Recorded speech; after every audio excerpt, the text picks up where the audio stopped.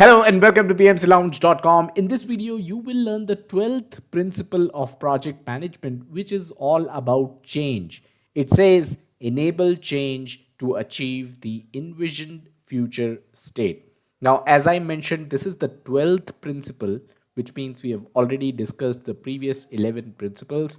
Check out the second link in the description, which will take you to a playlist of all the 12 principles. Also, if you're into reading articles, check out the first link, which will take you to an article on this topic over at our official website, pmclounge.com. All right, what does this principle say?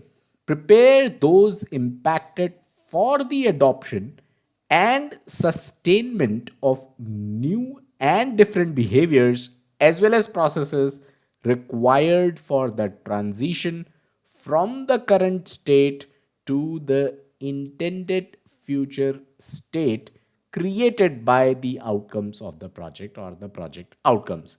Now, I know this is definitely a mouthful, and just like other project management principles, it contains a lot of words, a lot of repetitive words, and it's a sort of a long sentence. But I hope you get the idea, right? Because since we are talking about change and it starts off with the word prepare, it means we are essentially preparing, ensuring that people are made aware because they are the ones who are impacted, right, by this change. So they are prepared for the adoption as well as sustainment of such changes, which is what this principle is all about. Now, let's take an example as we always do. Suppose you just hired a personal trainer to help you get fit.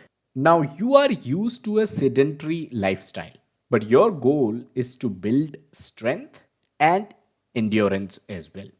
So, if the trainer, let's suppose this person is the trainer, for example, since she's just there on the slide, I thought let's use her. So, if she's the trainer and she comes in and she immediately throws you into an advanced workout routine, you will likely struggle, you will feel overwhelmed, and maybe you even give up, right?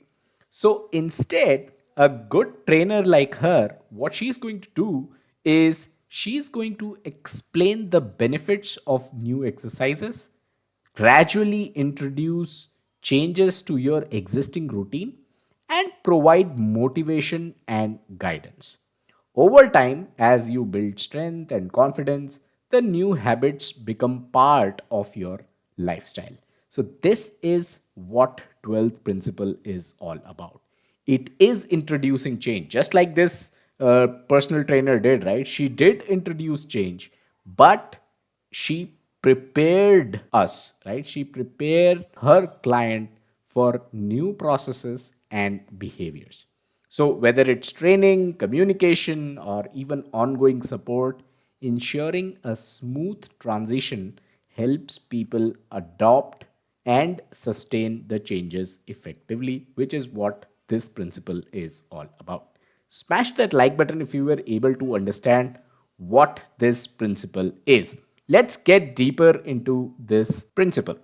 A structured approach to change helps individuals, groups, and organizations transition from the current state to a desired future state. So, what we need is a structured approach. And change management is about creating a deliberate, systematic process that guides stakeholders through the transformation. It ensures that the move from the current state to the envisioned future state is smooth and that the benefits of the change are realized. Let's talk about the next point now.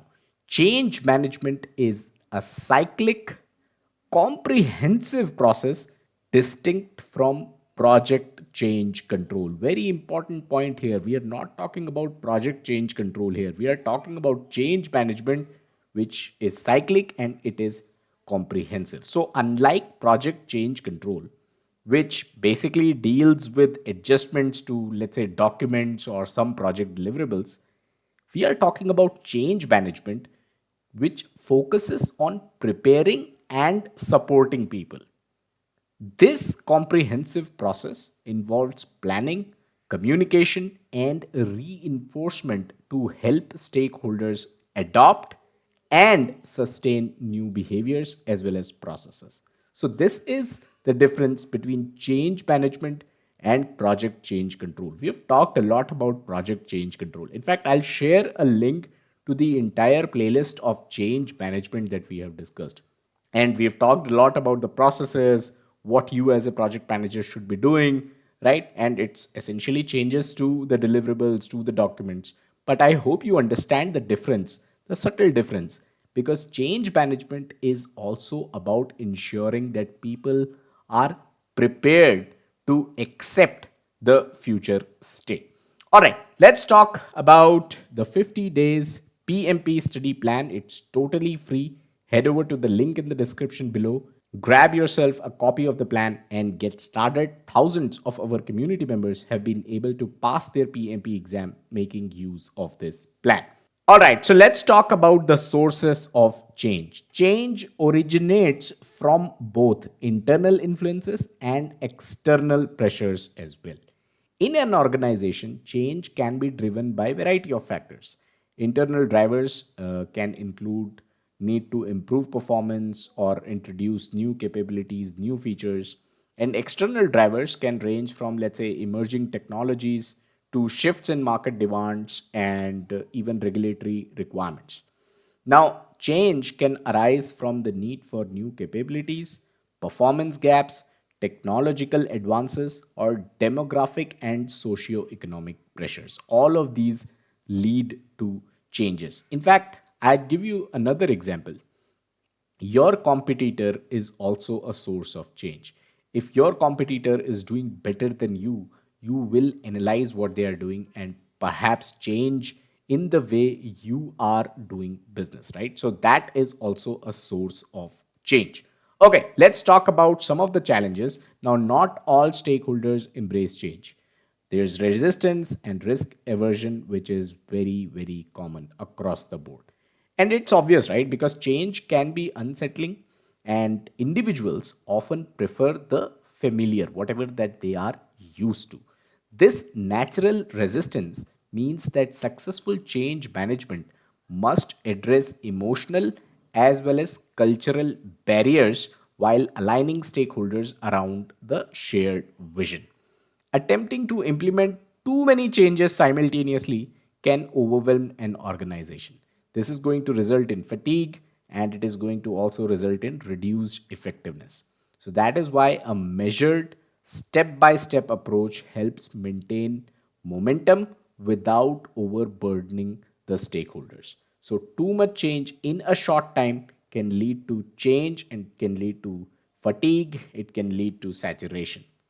Finally, conservative cultures may further impede the smooth adoption of new behaviors.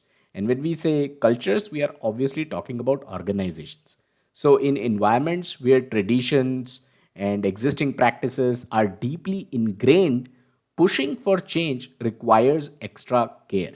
And you will have to tailor the change process to respect and gradually shift the existing culture, which is critical for long term success. All right, let's talk about some strategies for change management. Let's start off with motivational strategies. You can use motivational strategies and two-way communication to facilitate change. So rather than imposing change forcefully, effective change management relies on motivating stakeholders through clear and open dialogue. So, this is obviously going to be a two-way communication and it is going to help uncover concerns early and foster a collaborative environment for change. Let's talk about early engagement, which is the next point. And it basically says that we should engage stakeholders early by clearly communicating the vision, goals, and the benefits of the change. So, early and transparent communication is essential for securing buy in from the stakeholders. When stakeholders understand the benefits and are involved in, let's say, even the planning process, they are more likely to support and embrace the change. Finally, let's talk about how to manage resistance. As I mentioned earlier, Everyone likes the familiar. Nobody really enjoys change. So you are obviously going to face resistance. How are you going to manage that resistance? You should work with stakeholders to address resistance and manage change absorption. Addressing resistance involves listening to concerns, providing support, and adjusting plans as needed. By collaborating with stakeholders, project teams can ensure that change is absorbed effectively. This is going to reduce friction and it is also going to increase the likelihood of a successful implementation. All right, let's move on. Let's talk about sustaining change because remember, the principle talked about how other people should be prepared for adopting change, but they should also be able to sustain the change, right? So, how do we sustain changes? First up, adapt the speed of change to match stakeholder change appetite and the environment's ability to absorb it. So it shouldn't be like day one you introduce 10 changes and people are not used to it, right? So not every stakeholder or team is ready for a rapid transformation. Such rapid transformation, introducing 10 changes in a day, is not something everyone is ready for. You have to tailor the pace of change to the organization's readiness, and it is going to help maintain engagement, it is going to help minimize resistance, and it is going to ensure that the change is manageable as well as effective. Avoid change saturation by balancing urgency for improvement with realistic timelines.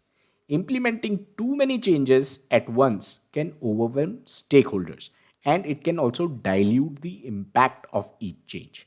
A carefully paced approach allows for gradual assimilation, making it easier for everyone to adjust and for the benefits of each change to be fully realized. Finally, reinforce change post implementation to ensure long term adoption and prevent reversion to old behaviors. Important word here, reversion to old behaviors. Obviously, change is not complete once new processes are in place. You cannot just put in new processes in place and be done with it.